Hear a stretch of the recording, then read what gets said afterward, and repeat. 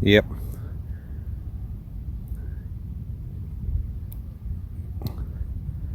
And I won't this was the wet corner that I got a little bit of slipping and sliding going on when I was coming around through here. It was interesting, but the new tires pulled me right through it. Last year, cousin Scott was operating the combine in this area, and there was some serious slipping and sliding going on here, but he managed to get it on through. Hadn't done a lot of video of this field this year. This field's kind of sad. It was the disaster. Bunch of the seed just did not come up out here. So I got a bunch of blank spots like this over here. And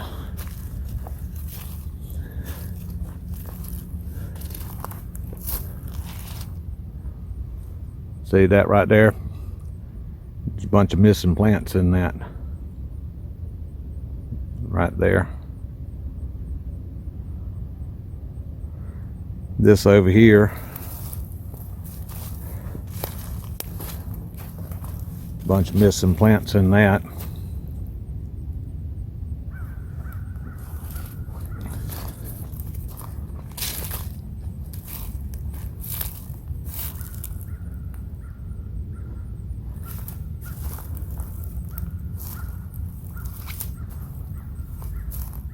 Pretty thin right there.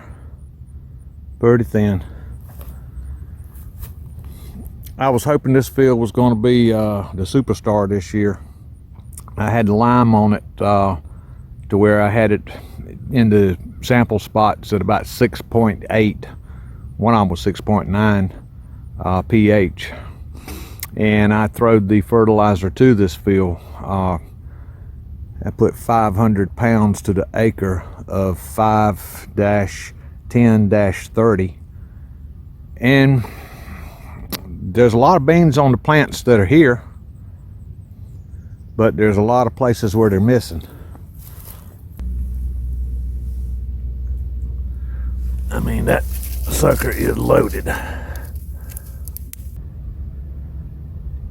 Everybody, I think I'll go get a cup of coffee and crank the combine. That's always a fun thing to do. And think about this thing. Like I said, when I walked out here, what time is it getting to be? Yeah, it's 12 o'clock now. Yeah. Maybe in another hour they'll dry down a little bit more. Well, I wouldn't normally do this, but there's a camera feed starting right in on taking off where I started. But I've got the camera sitting up on a mount that's a suction cup clipped onto the glass, and I reduced a bunch of the parts in it and it got fairly rigid, so got a fairly decent quality picture out of this without all that vibration. And you saw earlier in this video how this field is kind of sporadic. So I'm running along in second gear and working the pudding out of the variable speed to try to keep some semblance of consistent material flow. And you can see I'm not using the full reel. That helps me to, by not taking in that material over on that side, that helps me to get a more consistent flow of what I got working there. Going around this curve over here, you can see some of they're not in view yet, but they're coming up. Some of the track marks. This is that wet corner. And there I'm working at variable speed to try to get a little better speed. It was a real good ride. I was glad I went out there. I went back and checked the beans and I said there's somewhere between 13 and 14%, and that was with the mash test and the bite test. There's some of the tire marks. I really like these tires. I'm so glad that I spent the money and got them. They just pull you right on through. There's none of that slipping and slowing down stuff those old wore out tires were doing to me.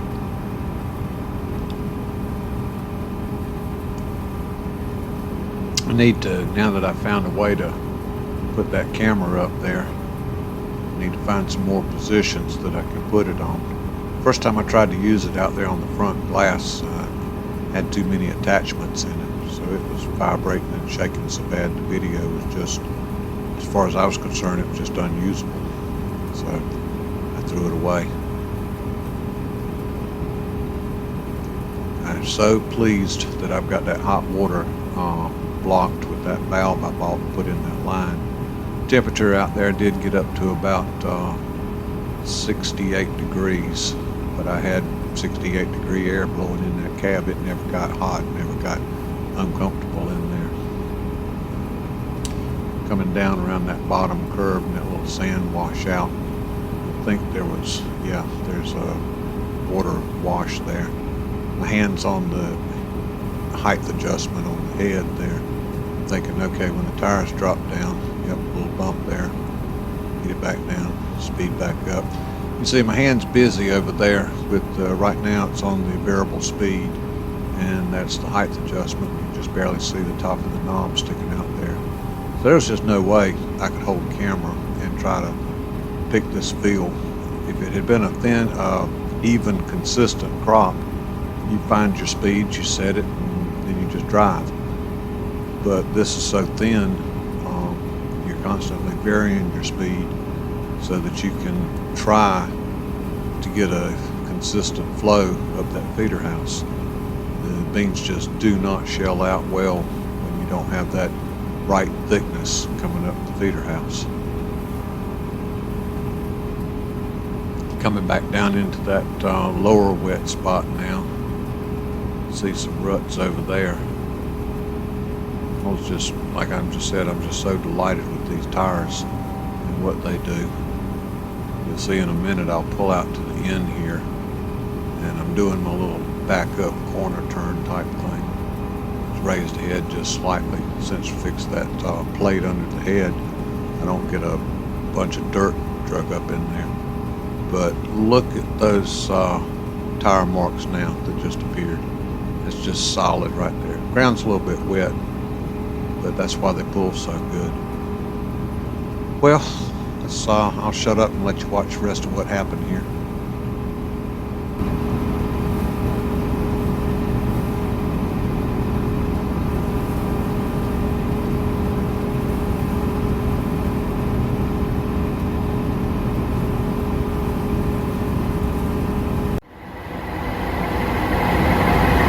Okay, first time for everything. I noticed the platform auger stopped turning, not taking stuff in, which actually was kind of a bad thing, because it's full in here. Fortunately, what happened here, right there. Well, I walked back over yonder and got my truck toolbox, keeps, you know, tools in the toolbox, and went down here and put the chain back on. But chains don't just all of a sudden decide to jump off. There's got to be a reason. So you check into it and try to figure out what the reason is, and I found a reason. Come over here and look at what's going on with this pulley, and right here.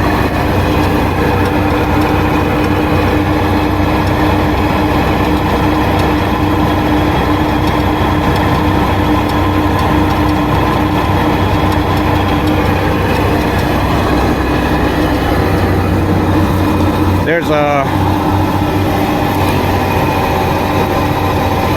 you see that tensioner gear is all the way down, chain's old, is stretched. But that that pulley right there has got a problem with its bearing. Now I've got material in the machine, and what I am hoping is I can fire it up and run it long enough to clear the material out through the machine. And what I got in the hopper might just fit in that pickup truck, and I'll carry it to the mill on that, because it's gonna rain here and we'll have a repair video of me trying to figure out how to get all that off and replace the bearing in there that's shot. So let's hope that it'll come up to speed, it'll clear. Let's hope this back piece right here is not going to hang up on startup, and let's see what happens. Be right back.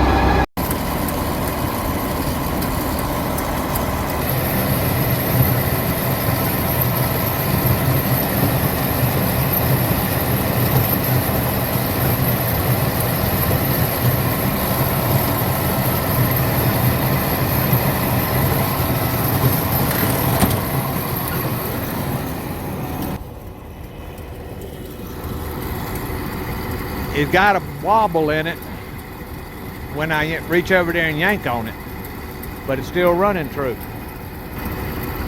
I'm not going to ruin something. That's the top drum to the conveyor chain. I think I'm going to shut it down and fix it, but I can't sit in that cab and run it and know how much play is in that pulley. I put the camera on the pulley, looked at the pulley, it looks like it's running true, but out there on the end, the smaller sprocket with the chain on it is telling me a story. And I did hear some god-awful noise just before it stopped delivering power down there to the front. Now let's see if I got it lined up or if I'm going to throw them on the ground. Big time different.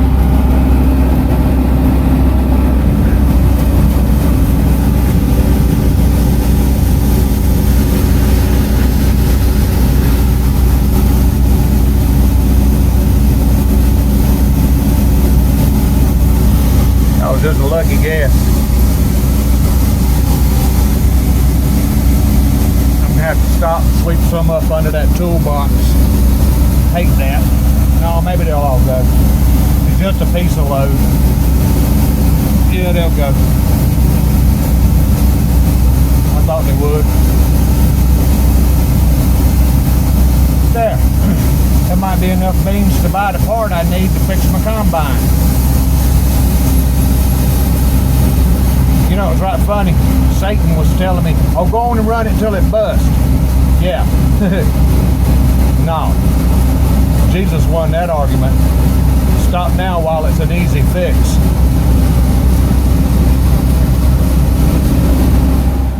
All right, you saw me put that little bit of beans in the truck. It turned out to be gross bushel 17.33. The spot price is $11.30. The moisture 14.4. I knew they were wet. I called them wet. I should have never gone out there today, but the benefit of going out there today was finding out that the combine needed some service.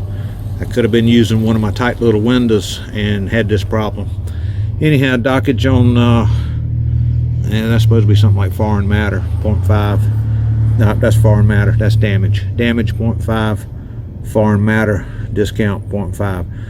But that moisture hit, if I'd have come down here with the whole load, 14.4 moisture, that's 1.4% dockage on that load.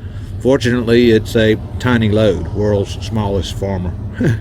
Anyhow, yeah, here's the truck down here in Bailey, across the street from the mill. As usual, I hadn't eaten anything today, so I was going to get something to eat, but the door's locked, and that's a sure sign I don't need none of this, so I'm going home. Everybody, thanks for hanging out for the Soybean Farmer Adventures. We'll get us a repair video up here soon. I called John Deere and found out that I can get the parts. That's always a question with these old machines. Can you get the parts? Thanks for watching, y'all. Bye.